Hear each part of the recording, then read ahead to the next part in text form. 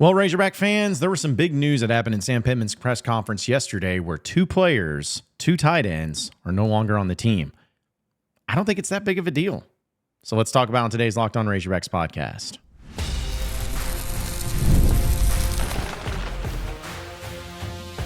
You are Locked On Razorbacks, your daily podcast on the Arkansas Razorbacks. Part of the Locked On Podcast Network, your team every day.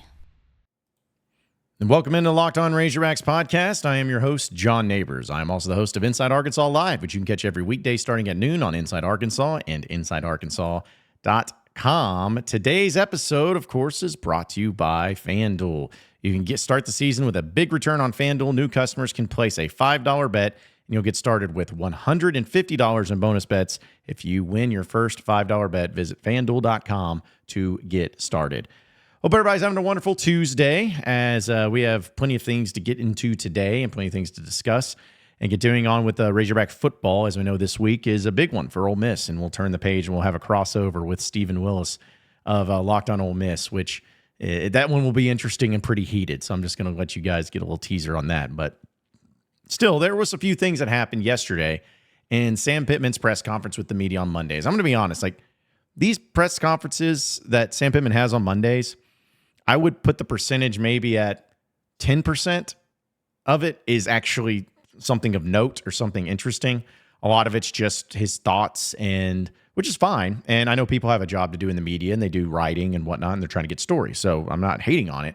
It's just as far as anything new or crazy or juicy, it just really doesn't have that. But the biggest thing that did come out, though, was the fact that Var'Keyes Gums and Ty Washington, two tight ends for the Razorback football team, have left the Arkansas Razorback football program.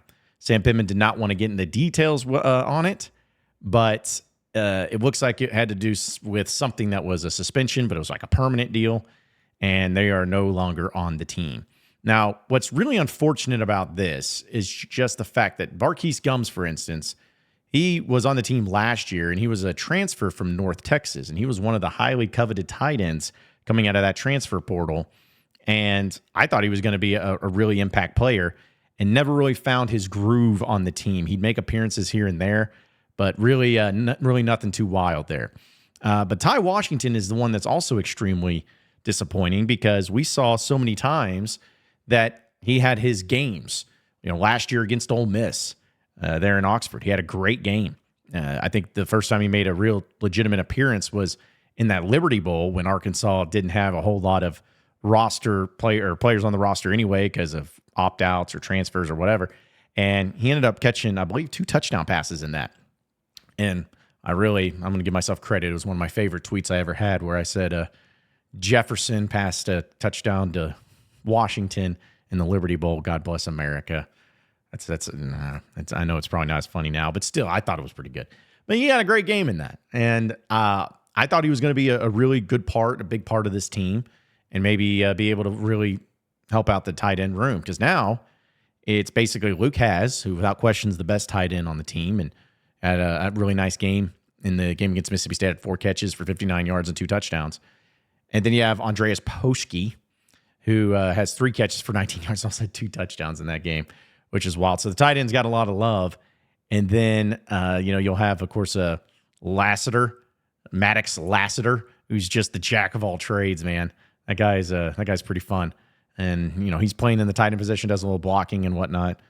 But yeah, that's pretty much it. I think Shamar Easter's still on the team, but I haven't seen much of him. But the point is that it's always interesting and it's always unique in some people's minds, at least, whenever a player or two or however many leave the team and you're kind of left wondering, okay, what's going on here?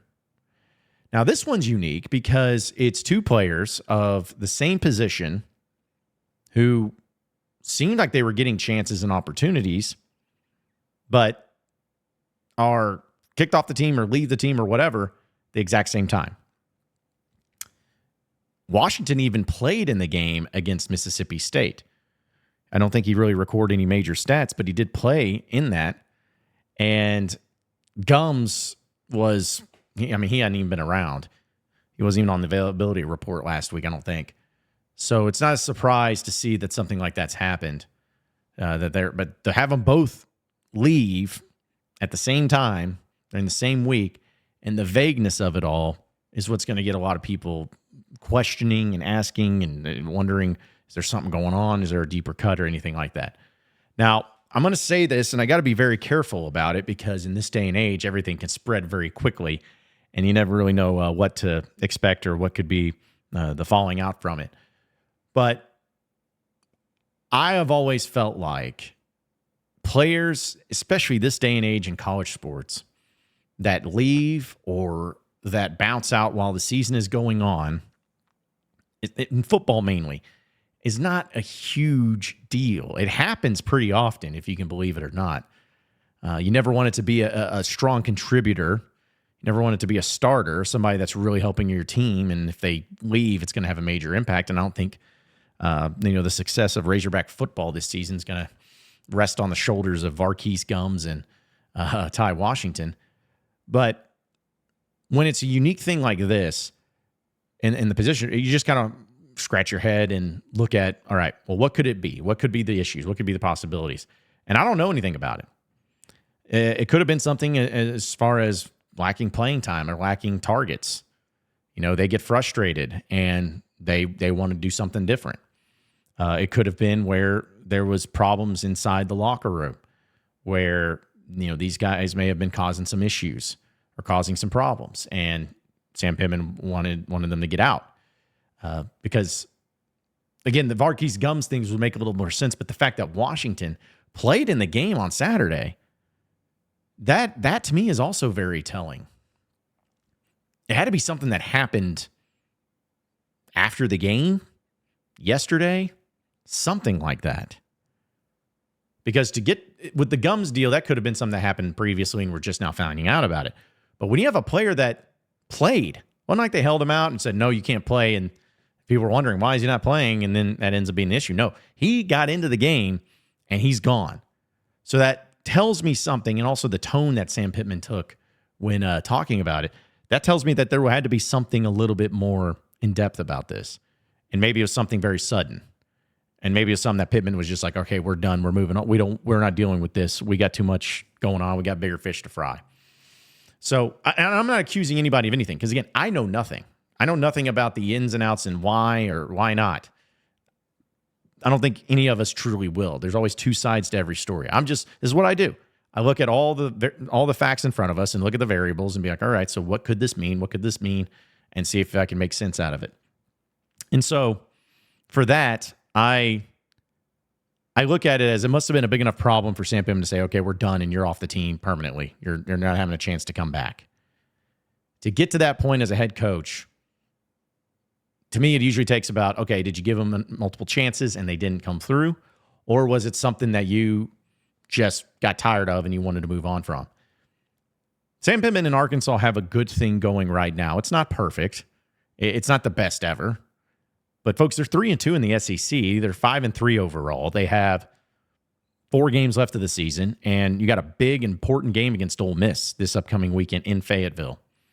We know what Sam Pittman's back is against the wall. We know that this is the season. He has to get it done. He has to be able to make some moves and get people to believe in him once again.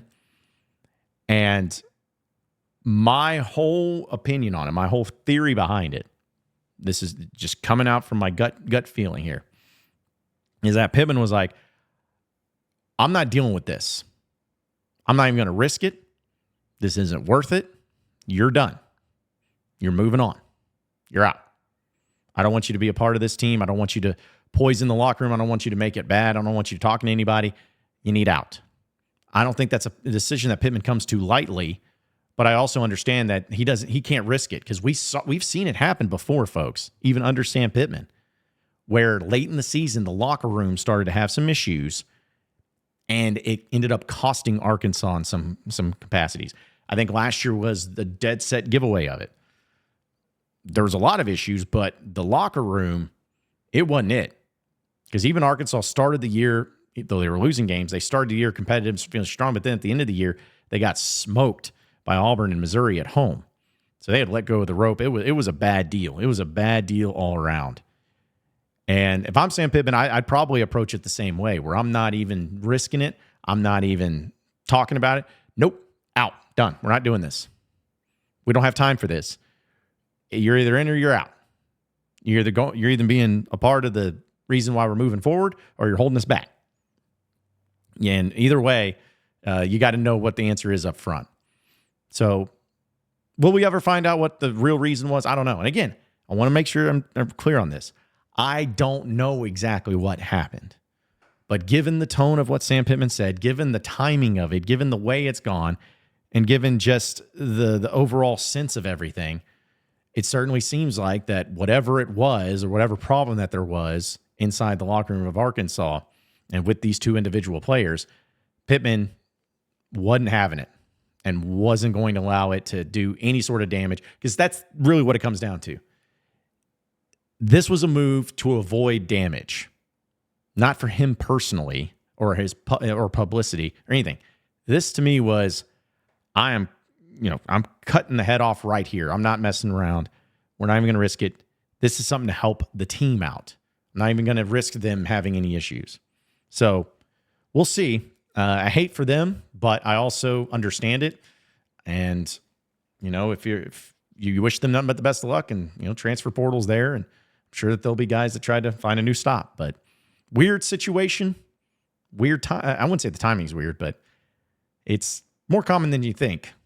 But either way, I think the Razorbacks are going to be just fine. We'll talk a little bit more about some of the things that Arkansas had going on, and specifically Taylen Green and Braylen Russell getting some love. So we'll talk about that here in a second on today's Locked On Razorbacks podcast. Stay with us. All right, Razorback fans, it's time to recognize the Roy Player of the Week. So far this season, we've posted over $20,000 to support players on Roy here on Locked On Podcast Network. Micro deposits lead to a massive change. With the Roy app, you can direct your support to the athletes you love, ensuring that all funds go to the specific player that you choose. Unlike collectives, you know exactly where your support is going. And you even receive exclusive content like personal videos and updates after the season. The best part? It's risk-free. If the athlete transfers or doesn't deliver on the content, you get your money back. And so this week, I'm supporting Braylen Russell, the true freshman running back for Arkansas.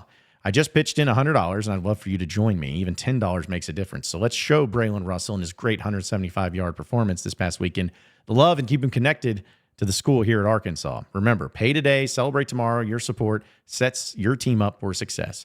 Plus, don't miss out on Roy's exciting giveaway. Win 2 tickets to a game in November. Just download Roy, create an account, and enter referral code LOCKEDON, and you're entered. Already on Roy? Any contribution to an athlete's campaign also gets you entered in automatically. No purchase necessary and void where prohibited. Download Roy today and join the NIL game with no subscriptions and no fees. And be sure to check them out on Instagram, Facebook, and X at Roy_return on you for more info. Roy, support the players, change the game. All right, so moving on into the next segment of the Locked On Razorbacks podcast. Shout out to Taylen Green and Braylen Russell. This was a pretty cool thing for them to get, where they won SEC weekly honors, as Taylen Green was named the co-offensive player of the week in the SEC, and Braylen Russell was named the co-freshman of the week in the SEC. Normally, for those of you who know me, I would be pissed about this because I hate the co-crap. However, Jarquez Hunter, as well as, now his name just escaped me, the Texas A&M guy, that had the freshman that had a great game.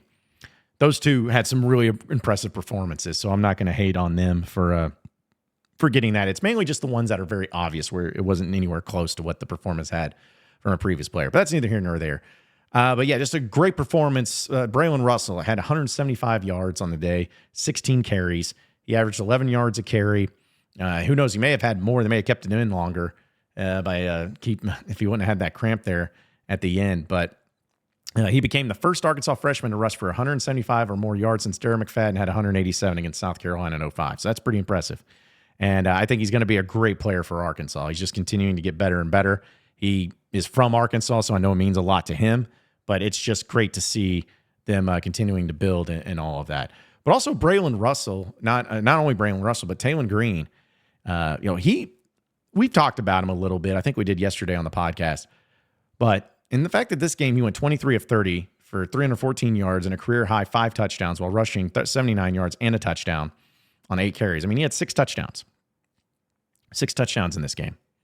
And he was the first Arkansas quarterback to throw 5 touchdowns and rush for a touchdown in a single game since maybe Brandon Allen, KJ Jefferson, Felipe Franks. No, since notable dual threat quarterback Ryan Mallett, 1-5, rest in peace, that he accomplished that back against UTEP in 2010.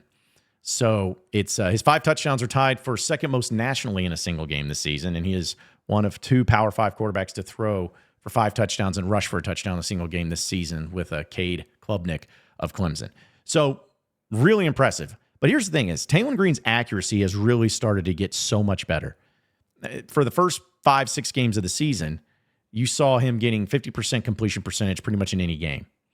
And that ain't it. You can't have that. But in the Tennessee game and in this game, the accuracy's been really, really well done.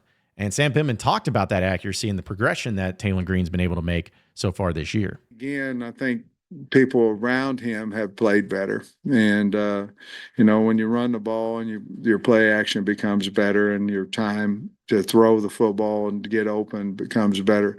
But I think he's just playing really confident right now. I think Saturday helped him as well. We ran him a little bit more Saturday than what, obviously our plan wasn't against Tennessee. We didn't want to, he wasn't at full strength that game. But I think his confidence is just going up, and we're learning more about what he can do, what he likes to do. But I thought, just when you said that, I thought there was a couple of runs that, he hit, and then I thought his pass to Jordan Anthony was really, really a really good pass there. And his 4th and 2 that he made,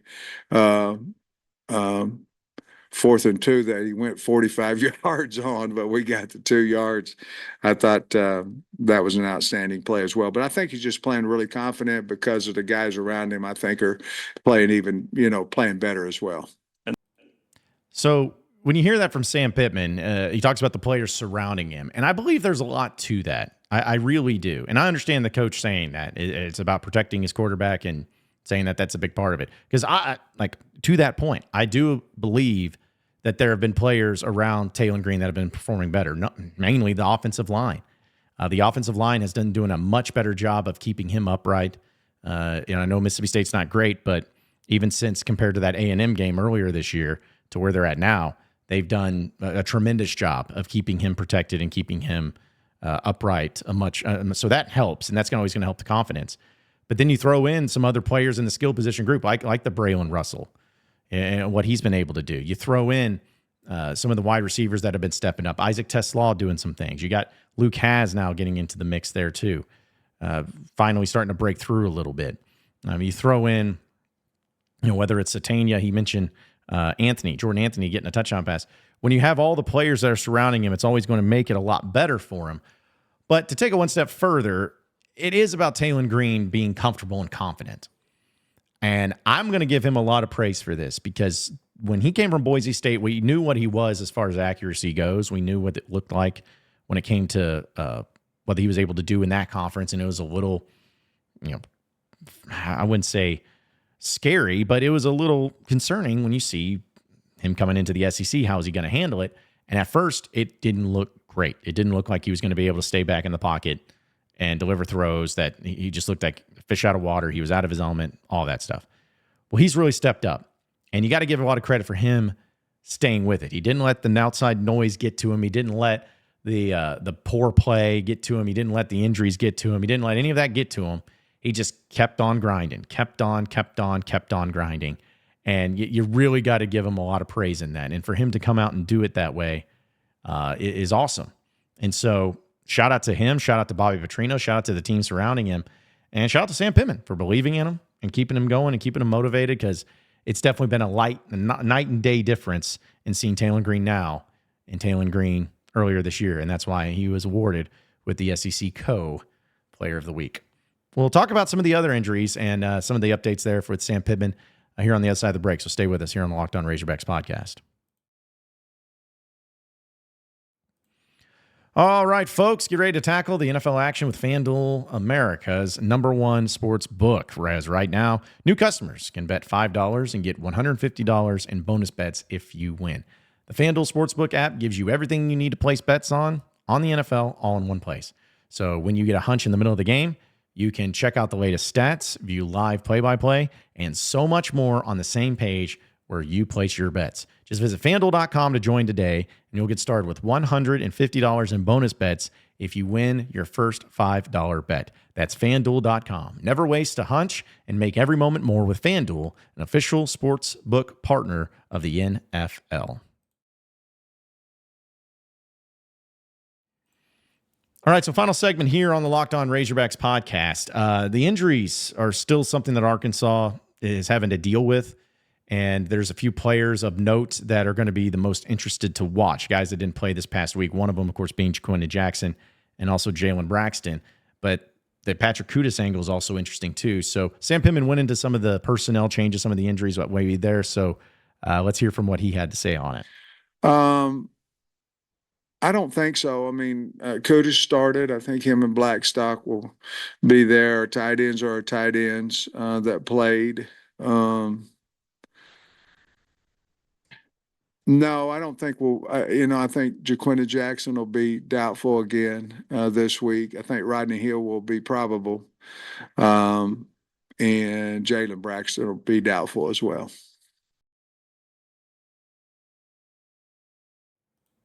So there you have it. You have an issue there where you got two players that are doubtful with JaQuinden Jackson and Jalen Braxton. Now, Jalen Braxton, you're not going to get back for Ole Miss. I don't see any way of that, because if you remember last week when Sam Pittman met with the media, he talked about it from the media perspective and said that he would be hopeful that Jalen Braxton would be able to come back for the Texas game. That's what they're hopeful for. And at this point in time, it's such a tough thing. You want him back, but you also don't want to burn his red shirt. He's already played in 2 games this season, so he's only got 2 more. And so if you're Sam Pittman, you may look at it as, hey, let's get him to play in Texas and Missouri, and let's hold him out for Ole Miss this weekend. Or maybe they play him this weekend if he's available, and then get him back for Texas, and that's it. I don't know what the best plan is, but I don't think he's going to play. But the JaQuinden Jackson angle, you got to have both of them back. But the JaQuinden Jackson angle is going to be the interesting one, because getting him to play at a high level is, we've seen it. It's unfortunate he's been so banged up, but man, he is really good when he is healthy. And man, you're going to be going up against a really good defense this weekend in Ole Miss. So you almost need all the playmakers you can get. And I love Braylen Russell, don't get me wrong, but you got to have more. You got to have the different, switches. You got to have the different ways of doing it. You got to handle it in different ways. And I just don't know if they want to put all their eggs in one basket on Braylen Russell, and then also Rashad Benny, who played fine, but I just don't know if it's enough there. So you got to be able to mingle those guys in and get them to play, because you're still trying to win games. The other thing, of course, is about the Patrick Kutas angle. And Kutas started against Mississippi State, and according to the depth chart right now, it's him and Blackstock going to be right there. I still believe, as weird as it is, and this is the other thing that makes it a tough situation, I still believe that you put Patrick Kutas in as a starter this weekend, and you have him start against Texas, and you have him start against Missouri, but you hold him out for Louisiana Tech. That's what I would do, because those are the games that you need to win, and the Louisiana Tech game you should be able to win even without Patrick Kutas playing. Preserve his red shirt and keep him in there. Now, what does that mean for Blackstock? What does that mean for the other offensive linemen? I don't know. It's a tough situation no matter what. Frustrating situation no matter what. But I still think that's the best angle for Arkansas. I think that's the best approach.